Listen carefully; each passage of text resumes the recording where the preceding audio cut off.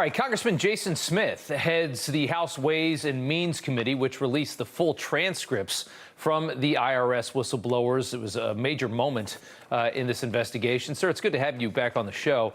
To those who think that this indictment of Gal Luft means that you can just throw away this entire Biden corruption probe and just write it all off, the way we heard from some in the mainstream media, alleging that it all hinged on Gal Luft, what's your response to that? I'll tell you, there's a lot of facts that we are following right now that first originally uncovered with these two IRS whistleblowers, and there's a lot more information. It's not just this. Where the tentacles are going, it's quite disturbing, and it just smells corruption all over the place. Can you get into some of those details? Because I do think that there's, when you've got MSNBC reporting all day today that, oh, Gal Luft's been arrested, Biden's not corrupt, you don't have to worry about a thing.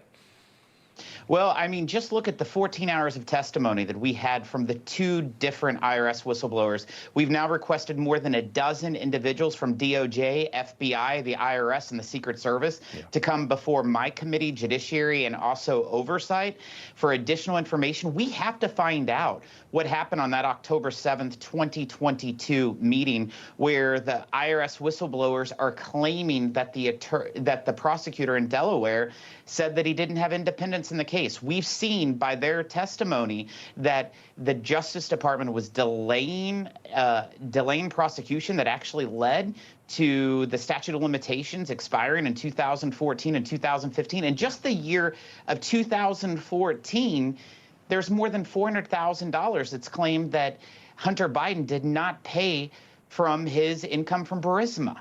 Owing more than $300,000 worth of taxes just in those first two tax years. There should have been felony charges just in the year of 2014, according to these IRS investigators that were on the case for more than 5 years. It seems like everyone around David Weiss was working to block him, and it seems also like he was just willingly participating in being blocked, that he didn't have any problem with that. It seems like he's more than ready now to protect the people that basically told him to waste his time for 5 years and just give us this sham investigation that gave really no charges at all for crimes, like you said, that are felonies. And there was so much more to investigate that he was not even allowed to look at, that his own assistants, like Leslie Wolf, were not even allowed to look at. I want to show you this. Here's a question to National Security Advisor Jake Sullivan today, asked about Biden's son and his brother working as unregistered foreign agents for the same Chinese firm.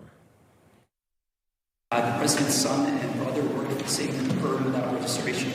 What's the White House's take on the potential FARA liability for the first family of the president here?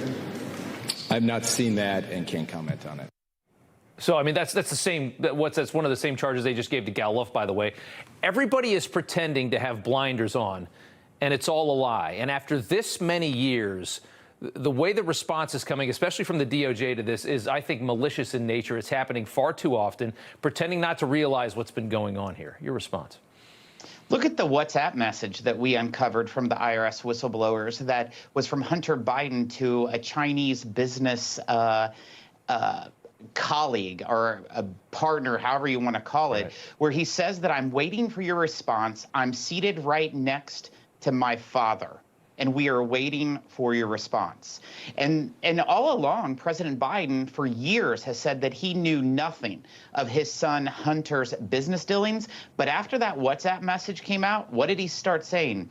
The White House started saying that he does not have business ties with his son, Hunter Biden, a business relationship with his son. So they're starting to move a drumbeat in a different direction. I'm telling you that as we uncover more facts, it's getting more hefty in what smells bad with the entire Biden family. Right. And what's so interesting is watching as the press will, okay, that was a lie, but now they're telling the truth. Oh, okay, well, then now this is a lie, but now they're telling the truth. They always have this, they insist on believing whatever the new line is from this administration on one of the biggest corruption stories this country has ever seen.